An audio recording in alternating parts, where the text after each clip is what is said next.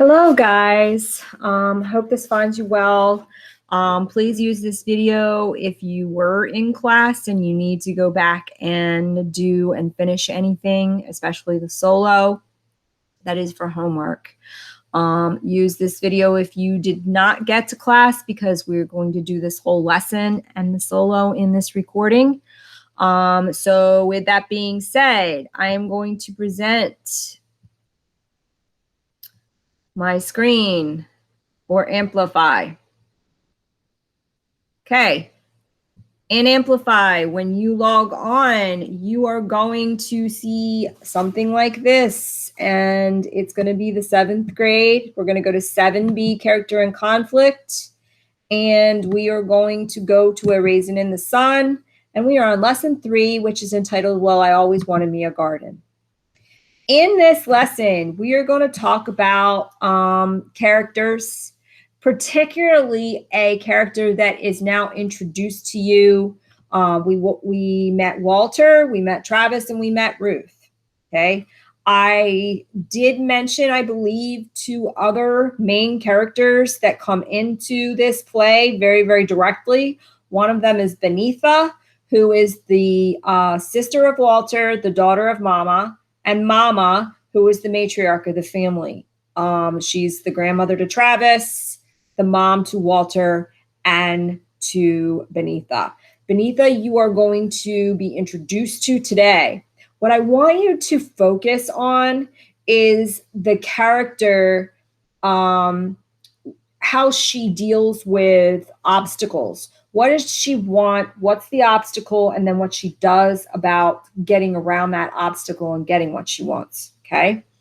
The big thing here is to also realize that the want, obstacle, and action really has to do with a term that's a literary term called conflict. The Amplify does not use that term, but it is the same kind of thing. What conflicts characters come up against really paint a picture of what the character is all about.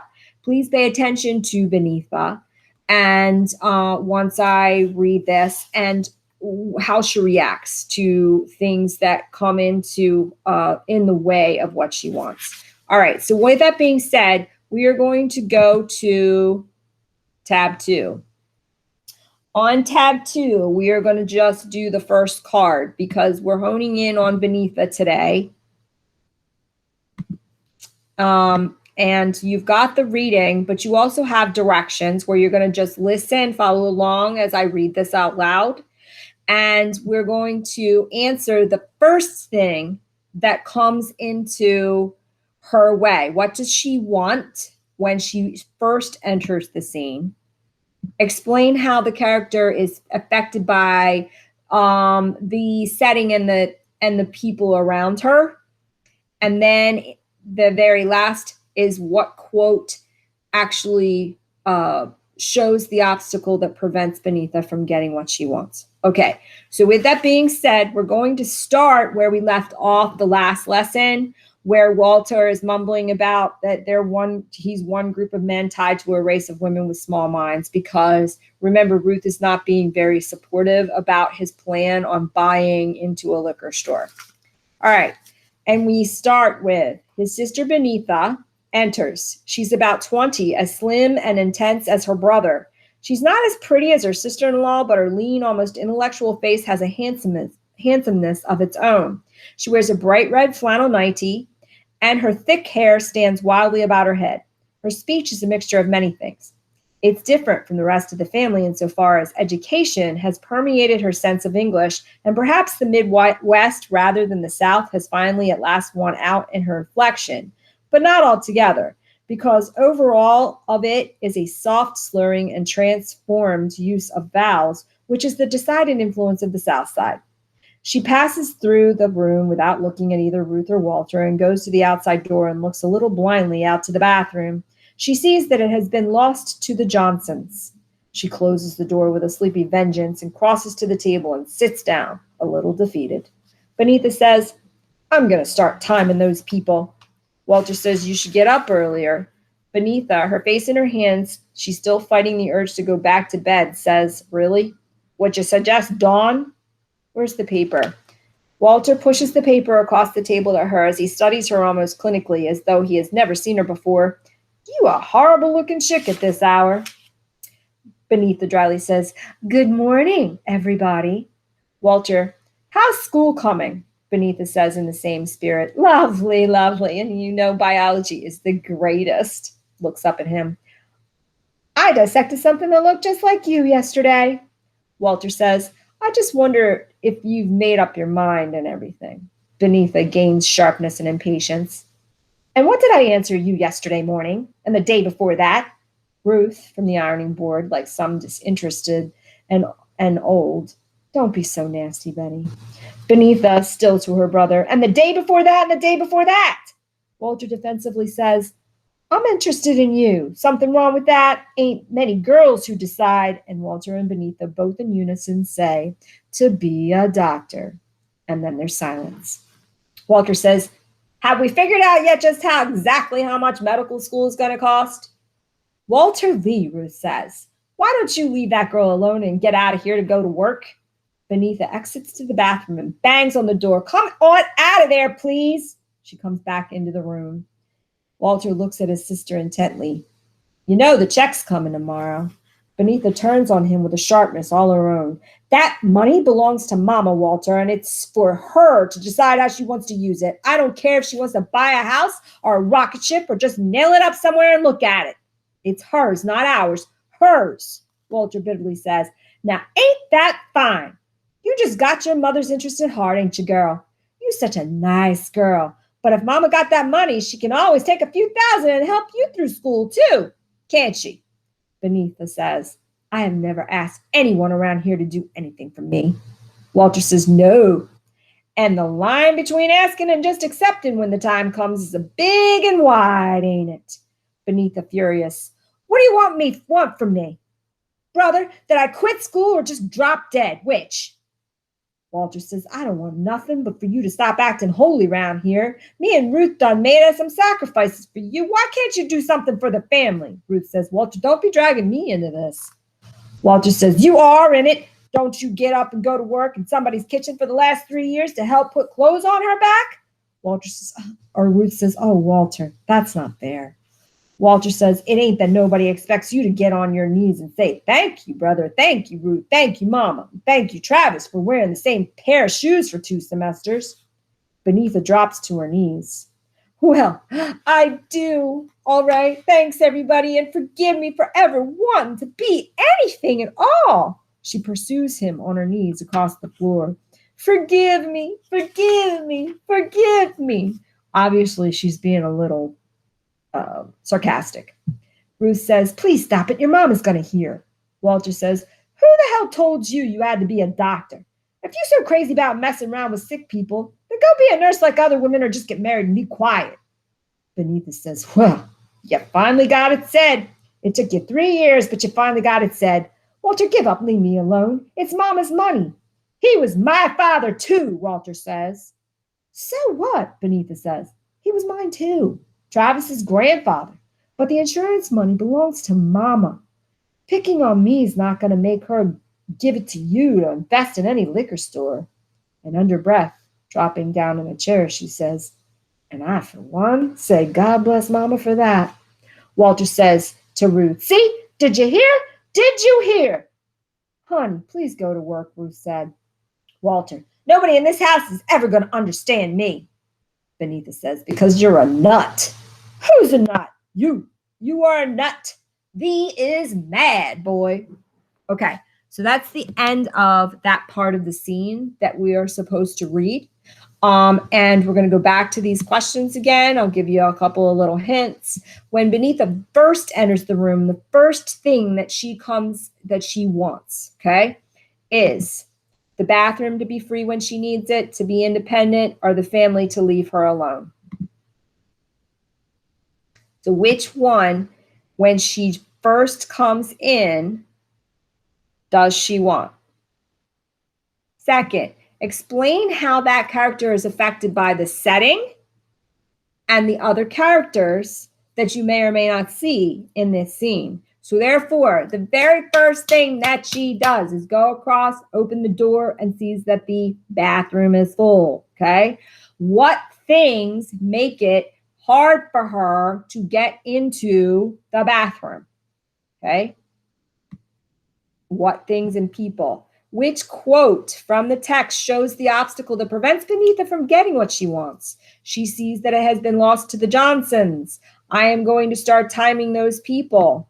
I don't care if she wants to buy a house or a rocket ship or just nail it up somewhere and look at it. I have never asked anyone around here to do anything. Okay? So that's that one. Now we're going to go to tab 3. On tab 3, we are going to go to just card 2.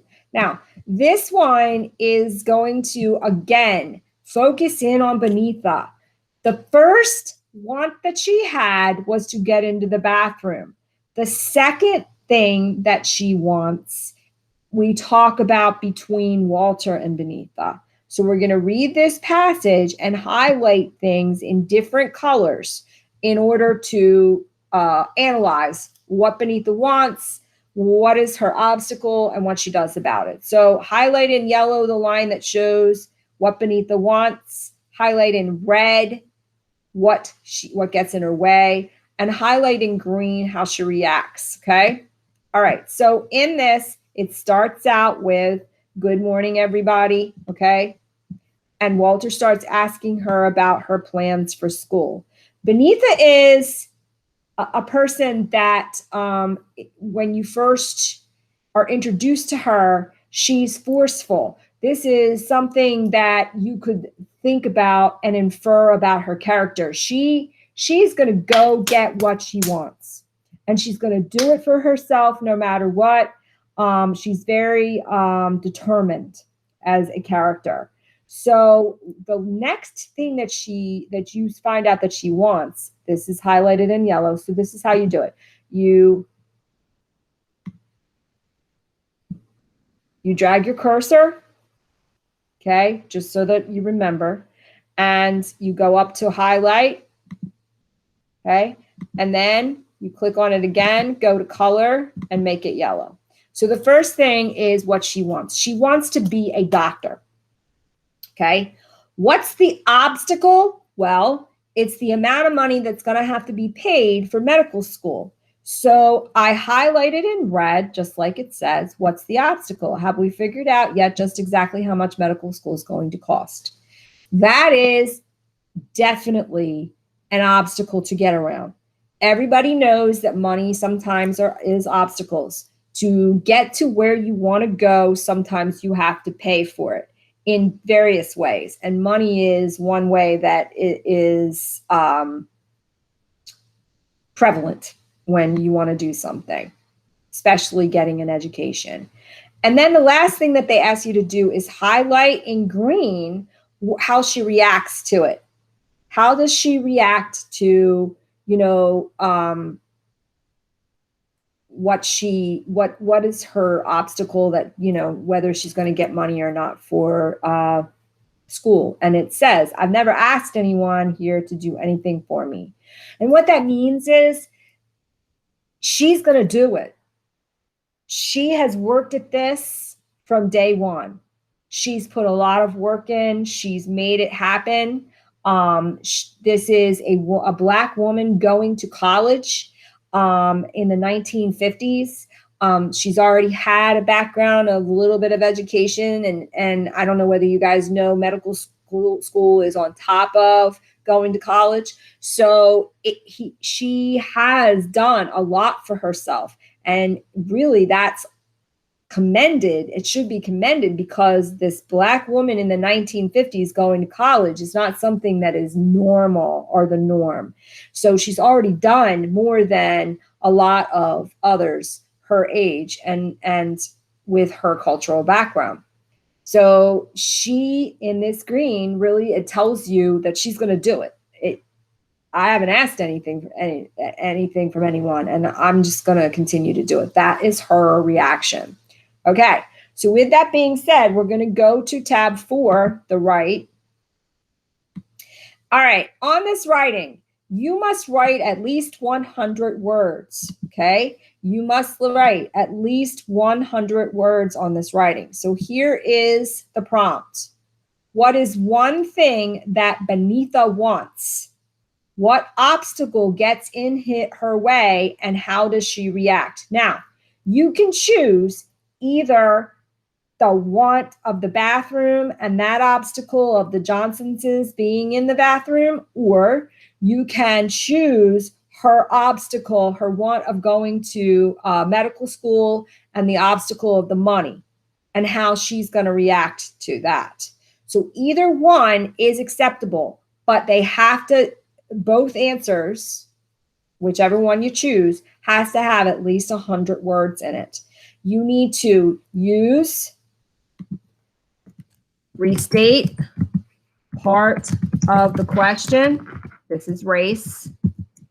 Answer the question. Cite evidence. Okay. Give examples.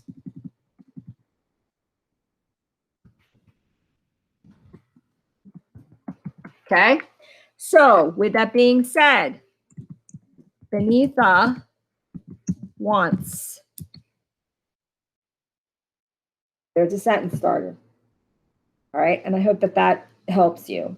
Again, 100 words using race. Okay. All right. Now that ends the portion of the lesson. The exit ticket and the solo are technically for homework. So let me go into that exit ticket, which is tab 6. Okay, so now we're going to drag the following statements to indicate whether they show Travis's want, obstacle, or action. Now, with Travis, when we take our mind back to the last lesson, Travis is introduced to us when he calls for his dad to get into the bathroom very quickly. He comes in, he starts eating his cereal, and he asks his mother for 50 cents. All right, he asks his mother for 50 cents. Mom says, we don't have it. Walter comes in, gives it to him anyway, almost to push against his wife. And then he gives him another 50 cents because his wife is, shooting him looks. So we're going to look at what he wants, what his obstacle is, and then what his reaction is. Now, remember, he also asked to go to the grocery store and carry groceries out for people so that he could make a little bit of money. All right, so these are drag and drops, okay? His want, he needs to bring 50 cents to school, okay? Travis asks if he can carry groceries, and Ruth tells Travis that she doesn't have it. So these are not in order, okay? They're not in the correct order, so you have to figure out which one goes with what. Which one is the want, which one is the obstacle, and which one is the action that he takes? He needs to bring 50 cents to school. He asks if he can carry groceries in order to earn that money. She tells Travis that they don't have the 50 cents. So which one's the want, the obstacle, and the action? You're just going to drag and drop. Okay? Second, in one sentence, explain how Travis wants help create a conflict between, Travis's wants help create a conflict between Ruth and Walter. In one sentence, explain how Travis's wants help create a conflict between Ruth and Walter.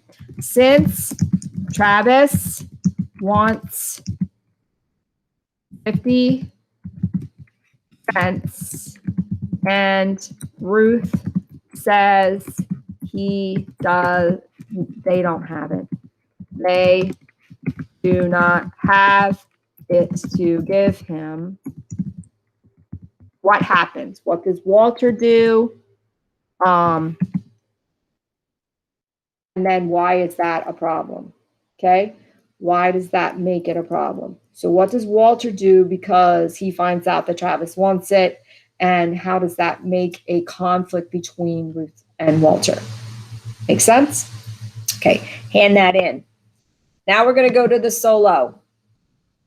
And as always, the solo continues from where we left off in this lesson in the reading. Okay, so on the solo, we start out at the very beginning of the scene, which describes the younger family's living room and the onset of the play. We go through to being introduced to Ruth, Travis, and Walter. Okay, Walter trying to get into the bathroom.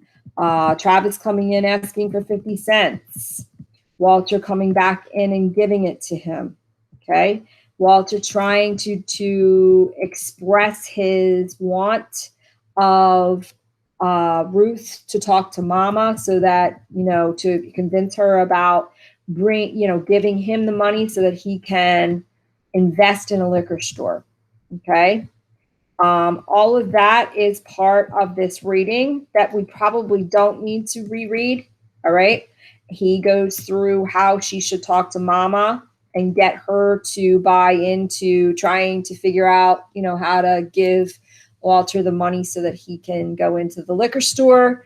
You also meet Beneatha, and you figure out that, you know, she is a very determined character about going to school.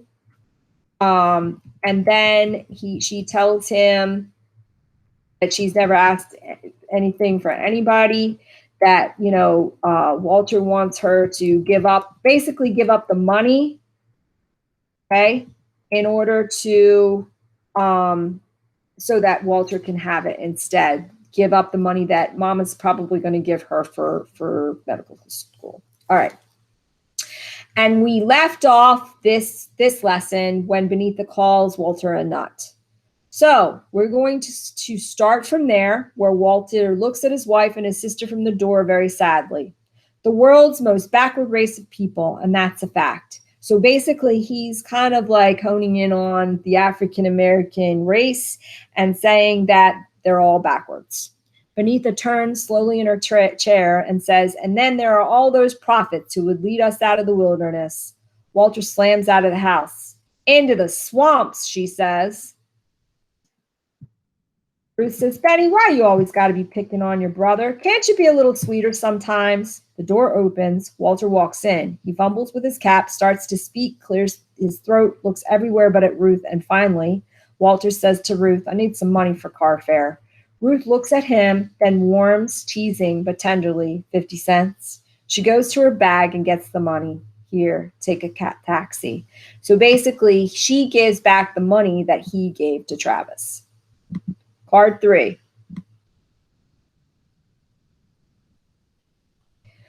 Walter exits. Mama enters. She is a woman in her early 60s, full-bodied and strong. She's one of those women of certain grace and beauty who wear it so unobtrusively that it takes a while to notice. Her dark brown face is surrounded by the total whiteness of her hair, and being a woman who has adjusted to many things in life and overcome many more, her face is full of strength. She has, we can see, wit and faith of the kind that keep her eyes lit and full of interest and expectancy. She is, in a word, a beautiful woman. Her bearing is perhaps most like the noble bearing of the women of the heroes of Southwest Africa, rather as if she imagines that as she walks, she still bears a basket or a vessel upon her head. Her speech, on the other hand, is careless, as her carriage is precise. She is inclined to slur everything, but her voice is perhaps not so much quiet as simply soft. Mama says, who that round here slamming doors at this hour? She crosses through the room, goes to the window, opens it, and brings in a feeble-looking plant growing doggedly in a small pot on the windowsill. She feels the dirt and puts it back out. Ruth says, that was Walter Lee. He and Benny was at it again. Mama says, my children and their tempers. Lord, if this little old plant don't get more sun than it's been getting, it ain't never going to see spring again. She turns from the window. What the matter with you this morning, Ruth? You look right peaked. You aiming to iron all them things? Leave some for me. I'll get to 'em this afternoon. Betty, honey, it's too drafty for you to be sitting around here half-dressed. Where's your robe? In the cleaners, Beneatha says. Well, go get mine and put it on, Mama said. I'm not cold, Mama, honest. Mama says, I know, but you're so thin. Beneatha, Mama, I'm not cold. Mama, seeing the make down bed as Travis had left it. Lord have mercy, look at that poor bed. Bless his heart. He tries, don't he? She moves to the bed Travis had sloppily made up. And Ruth says, no, he don't have to try at all, because he knows you going to come down along behind him and fix everything. That's just how come he don't know how to do nothing right now. You done spoiled that boy. Mama folds the bed. Well, he's a little boy. He ain't supposed to know about housekeeping. My baby, that's what he is. What'd you fix for his breakfast this morning? Ruth angrily says, I feed my son, Lena. I ain't meddling, Mama says. Under breath, busybody, I should just noticed all week he had a cold cereal, and when it starts getting chilly in the fall, a child ought to have some hot grits or something when he goes out in the cold. Ruth furious, I gave him hot oats. Is that all right? I ain't meddling, Mama says. Put a lot of nice butter on it, right? Ruth shoots her an angry look and does not reply. He likes lots of butter. Ruth exasperated. Lena! Mama to Benita. Mama's inclined to wander conversationally sometimes. What was you and your brother fussing about this morning? It's not important, Mama, Benita says. She gets up, goes to look out at the bathroom, which is apparently free, and picks up her towels and rushes out. Mama says, what was they fighting about? Ruth says, now you know as well as I do. Mama shakes her head. Brother's still worrying himself sick about that money. You know he is. You had breakfast, Mama asks. Some coffee. Girl, you starting eating and looking after yourself better. You're almost as thin as Travis. Ruth says, Lena. Uh-huh, Mama says. What are you going to do with it? Mama says, now don't you start, child. It's too early in the morning to be talking about money. It ain't Christian. It's just that he got his heart set on that store, Ruth said. You mean that liquor store that Willie Harris wants him to invest in? Yes, Ruth said. We ain't no business people, Ruth. We just plain working folks, Mama said. Ain't nobody business people till they go into business, Ruth said. Walter Lee said colored people ain't never going to start getting ahead till they start gambling on some different kinds of things in the world, investments and things. Mama says, what done got into you, girl? Walter Lee done finally sold you on investing? No, Mama, Ruth said. Something's happening between Walter and me. I don't know what it is, but he needs something. Something I can't give him anymore. He needs this chance, Lena. Mama frowns. But liquor, honey? Well, Ruth said, like Walter said, I expect people gonna always be drinking themselves some liquor. Mama says, well, whether they drinks it or not ain't none of my business. But whether I go into business selling it to them is, and I don't want that on my ledger this late in life. She stops suddenly and studies her daughter-in-law. Ruth Younger, what's the matter with you today? You look like you could fall over. Ruth says, I'm tired. Mama says, then you better stay home from work today. Ruth says, I can't stay home. She'd be calling up the agency and screaming at them. My girl didn't come in today. Send me somebody. My girl didn't come in. Oh, she'd just have a fit. Mama says, well, let her have it. I'm just going to call her up and say you got the flu. Ruth laughs. Why the flu? Because it sounds respectable to them. Something white people get, too. They know about the flu. Otherwise, they think you've been cut up or something when you tell them you're sick. I got to go in, Ruth said. We need the money. Somebody would have thought my children done all but starved to death the way they talk about money here lately. Child, we got a great big old check coming tomorrow. Ruth sincerely, but also self-righteously. Now that's your money. It ain't got nothing to do with me. We all feel like that, Walter and Betty and me and even Travis. Mama thoughtfully, $10,000. Ruth says, sure is wonderful. Mama says, $10,000. Ruth said, you know what you should do, Miss Lena? You should take yourself a trip somewhere to Europe or South America or someplace. Mama throws up her hands. Oh, child. I'm serious, Ruth says. Just pack up and leave. Go on away and enjoy yourself some. Forget about the family and have yourself a ball for once in your life. Mama dryly says, you sound like I'm just about ready to die. Who'll go with me? What I look like wandering around Europe by myself? Ruth says, shoot. These here rich white women do it all the time. They don't think nothing of packing up their suitcases and piling on one of them big steamships and swoosh. They gone, child. Mama says, something's always told me I wasn't no rich white woman. Ruth says, well, what are you going to do with it then? Mama says, I ain't rightly decided. She thinks and speaks with emphasis. Some of it got to be put away for Benita and her schooling, and ain't nothing gonna touch that part of it, nothing. She waits several seconds, trying to make up her mind about something, and looks Ruth a little tentatively before going on. Been thinking that we maybe could meet the notes on a little old two-story somewhere, with a yard, where Travis could play in the summertime. If we use part of the insurance for a down payment and everybody kind of pitch in, I could maybe take on a little day work again, a few days a week. Ruth studies her mother-in-law furtively and concentrates on ironing, anxious to encourage without seeming to. Well, Lord knows we got put enough rent into this here rat trap to pay for 4 houses by now. Mama looked up at the words rat trap and then looking around and leaning back and sighing in a suddenly reflective move. Rat trap. Yes, that's all it is, smiles. I remember just as well the day me and Big Walter moved in here. Hadn't been married but 2 weeks and wasn't planning on living here no more than a year. She shakes her head at the dissolved dream. We was going to set away little by little, don't you know, and buy a little place out in Morgan Park. We had even picked out a house, chuckles a little. Looking right dumpy today, but Lord, child, you should know all the dreams I had about buying that house and fixing it up and making me a little garden in the back. She waits and smiles. Didn't none of it happen. She drops her hands in a futile gesture. Ruth keeps her head down, ironing. Yep, life can be a barrel of disappointments sometimes. Mama says, honey, Big Walter would come in here some nights back then and slump down on the couch there and just look at the rug, and look at me, and look at the rug, and then back at me. And I'd know he was down then, really down. After a second, very long and thoughtful pause, she's seeing back in the times that only she can say. And then, Lord, when I lost that baby, little Claude, I almost thought I was going to lose Big Walter, too. Oh, that man grieved himself. He was one man to love his children. Ain't nothing can tear at you like losing a baby, Ruth said. Mama says, I guess that's how come that man finally worked himself to death like he done. Like he was fighting his own war with this here world that took his baby from him. He sure was a fine man, Ruth said. I always liked Mr. Younger. Mama says, crazy about his children.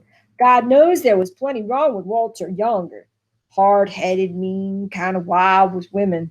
Plenty wrong with him. But he sure loved his children. Always wanted them to have something, to be something. That's where Brother gets all these notions, I reckon. Big Walter used to say he'd get right wet in the eyes sometimes, lean his head back with the water standing in the eyes and say, seemed like God didn't see fit to give the black man nothing but dreams. But he did give us children to make them dreams seem worthwhile. She smiles. He could talk like that, don't you know? Ruth says, yes, he sure could. He was a good man, Mr. Younger. Yes, a fine man. Just could never catch up with his dreams, that's all. Benita comes in, brushing her hair and looking up to the ceiling where the sound of the vacuum cleaner started up. Benita says, what could be so dirty on that woman's rugs that she has to vacuum them every day? Ruth says, I wish certain young women round here who I could name would take inspiration about certain rugs in a certain apartment I could also mention. Benita shrugs. How much cleaning can a house need, for Christ's sake? Mama, not liking the Lord's name used thus. Benny! Ruth says, just listen to her. Just listen. Benita says, oh, God. Mama, if you use the Lord's name just one more time. Benita, a bit of a warn. Oh, Mama. Ruth says, fresh, just fresh as salt, this girl. Benita dryly says, well, if the salt loses its savor, Mama, now that will do. I just ain't going to have you round here reciting the scriptures in vain. You hear me? Benita says, how did I manage to get it on everybody's wrong side by just walking into a room? If you weren't so fresh, Ruth says. Ruth, I'm 20 years old, Benita said. Okay, so we're going to go to card 4. All right, so now you have met Mama. One of her wants is to figure out, first of all, what to do with the $10,000. One of her wants is to give some of that money, put it away for Benita's schooling. But she wants to maybe get a little house so that they're not in an apartment, so that they have a little yard, so that she can have a garden, so that Travis can play outside. All right. So all of those things, Mama is the caretaker of the family. Mama wants to make sure that, everybody is happy. She does worry about the young Walter. Big Walter, who is the one who died, that's the insurance check that they're getting. It's a life insurance check. So Big Walter died and she's getting the life insurance check. All right. So with that being said, on card 4, what does Ruth suggest that Mama use the money for? A trip, medical expenses, a car, or to move out? Then go to card 5. According to Mama, what did Big Walter feel made his dreams worthwhile? His wife, his job, his children, or his money? Card 6.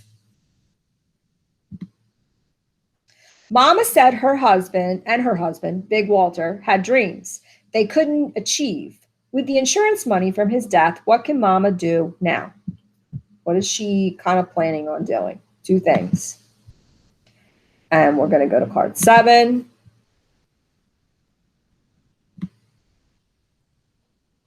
Based on the sentence selected, what picture of Mama does this paint for you? Okay, so here we have 2 parts. The first part, select the sentence that does not describe Mama's strength, beauty, or grace. Okay, so in the stage directions, when Mama comes into the play, they describe her before she says anything. They say she's a woman in her early 60s, full-bodied and strong. She is one of those women of a certain age and beauty who wear it so unobtrusively, but it takes a while to notice. Her brown face is surrounded by the total whiteness of her hair, and being a woman who has adjusted to many things in life and overcome many more, her face is full of strength. She has, we can see, wit and faith of kind that keep her eyes lit and full of interest and expectancy. She is, in a word, a beautiful woman. Her bearing is perhaps most likely the noble bearing of women of the heroes of the South of Southwest Africa, rather as if she imagines that as she walks, she still bears a basket or a vessel upon her head. Her speech, on the other hand, is as careless as her carriage is precise. She's inclined to slur everything, but her voice is perhaps not so much quiet as simply soft. Okay, so from these, there are underlined. Letter A, she is one of those women of a certain grace and beauty who wear it so unobtrusively that it takes a while to notice. Okay. Letter B, being a woman who has adjusted to many things in life and overcome many more, her face is full of strength. C, she is, in a word, a beautiful woman.